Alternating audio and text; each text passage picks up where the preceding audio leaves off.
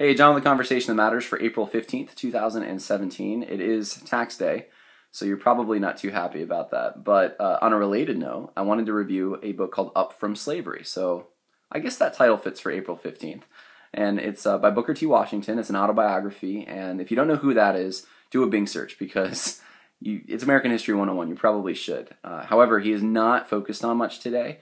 At least not as much as modern, what are typically called civil rights leaders or leaders in the Black community. And I want to kind of explain that, but why should you read this book? Well, number one, it's inspiring, and it shows us that hard work pays, and that's one of the morals, that we should be looking for the blessings that are present in bad situations and not just focusing on how negative they are. We should also earn respect instead of demanding it. That's what Booker T. Washington did and tried to teach other people to do. And that means pursuing excellence in the work that you perform. You try to serve people. There's a story in the book when Booker T. Washington, he was the president of Tuskegee Institute. He had started the college, and they were teaching practical skills. And he didn't just have in mind helping the Black community in his area, but he wanted to help the whole South. And he thought one of the ways that Black people could earn respect was making some good quality stuff. So there's a story about at the Tuskegee Institute, they had to basically build an oven to make bricks with 3 times because it kept failing. But he wanted to get it right. He wanted the local people that were building, the builders, the contractors, I don't know if they would have called them that at that time, but just the people that were going to be doing construction to know that he had the best bricks, that the people at the Tuskegee Institute were going to make some good quality stuff. And so go there if you want to get some good, and it worked. That's exactly what happened. And it wasn't just with bricks. It was with a lot of different things, and I could go on about it. But that's the moral that's taught there. And so this is a great book, I think, to inspire yourself with. There's a Christian value system certainly present there, and it's a good book, I think, for kids, especially to read just from that vantage point. When the deck is stacked against you, you can certainly make lemonade out of lemons. And Booker T. Washington, he was born into slavery. However, slavery ended, but that didn't mean dependency ended. Slavery really didn't end with emancipation per se. They were slaves, former slaves, and were still in a bad state economically for the most part, and so were poor whites. And so Booker T. Washington, as the book title suggests, worked himself from that point. Of being in an impoverished state to being someone respected worldwide for excellence, in any other situation, there should have been, if you think about it, maybe a race war or some kind of like a huge amount of tension given what happened under Reconstruction. And Booker T. Washington was one of the great American leaders that kept what could potentially have happened from happening. Because he was a man, and this goes to my second point for reading it, not only is it inspiring, but he was a man that had a pretty firm identity.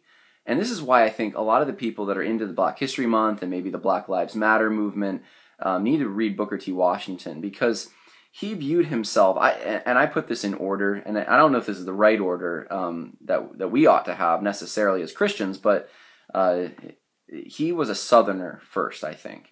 And then he was a Christian, and then he was a Black man. I think that's how he viewed himself. You get that impression. The reason I say he was a Southerner first is because he worked with the local community, whites, Blacks, everyone, former Confederate soldiers, people from the North who would come down. It was everyone to try to help the local community, especially people that were former slaves and were impoverished.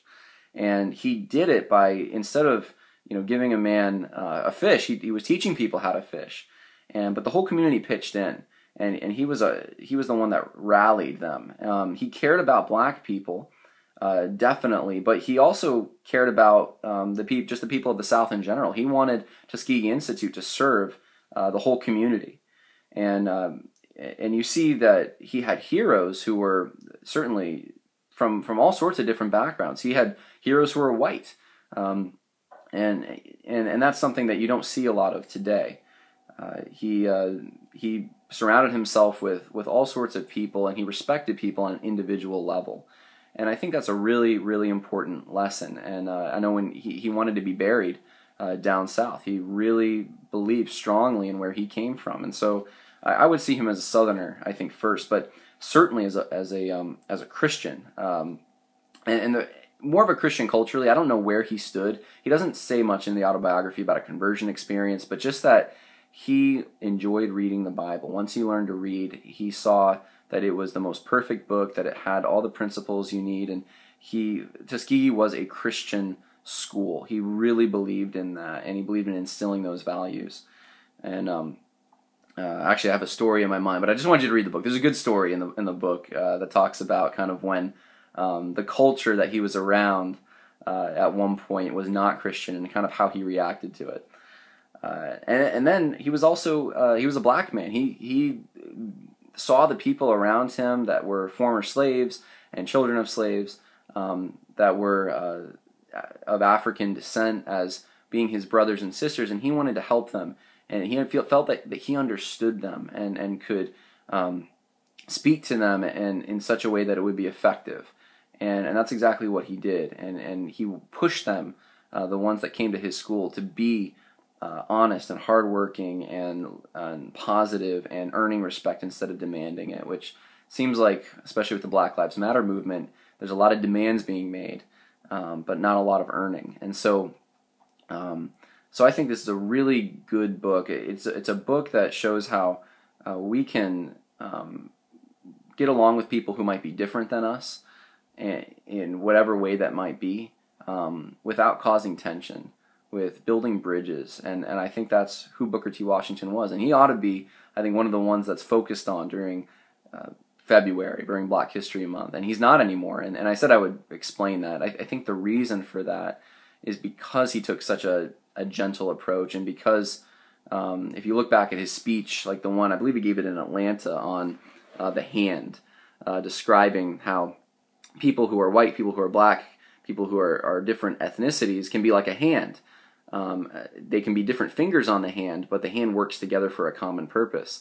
And that's just not the way that the modern academic establishment is set up. They don't believe that we can work together. They see race as something that diametrically opposes people, that there's a different truth value to us that's kind of, I guess, for lack of a better term, or lack of a better way to phrase this, truth is dependent on your ethnicity.